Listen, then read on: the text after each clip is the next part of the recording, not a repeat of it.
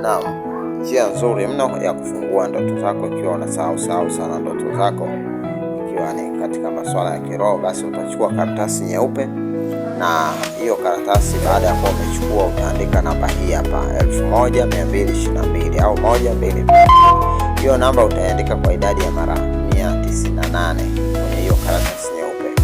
Utaandika kwa kutumia kalamu nyekundu, sawa, kulingana na herufi za majina ambayo nimeyaweka hapa, ile herufi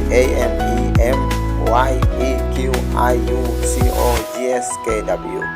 Wewe ndio utakayotumia kalamu nyekundu kama jina lako linaanza na herufi hizo hapo. Lakini kama jina lako linaanza na herufi BNZFRJVDPHLX, wewe utatumia kalamu nyeusi au kalamu ya kijani kwa ajili ya jambo lako, inafaa sana. Baada ya kuandika namba hiyo, sasa utaichukua hiyo karatasi na utaenda kuiweka kwenye ndoo yenye maji, kisha ndani yake utaweka chumvi ya mawe.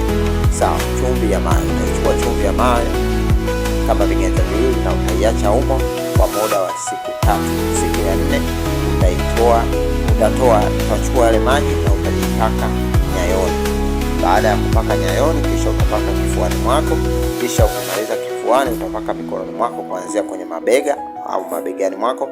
Lakini ukimaliza hapo utapaka mwili mzima, sawa, bila kuruka sehemu yoyote katika mwili wako.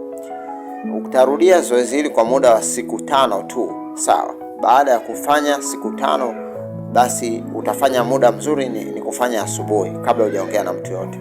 Hii ukishaifanya, basi itakufungua ndoto zako, na ndoto ni mlango mkubwa kabisa wa kiroho. Ukiwa umefungwa, basi utakuwa umepoteza mengi, na mengi yatasimama katika mambo yako. Unaweza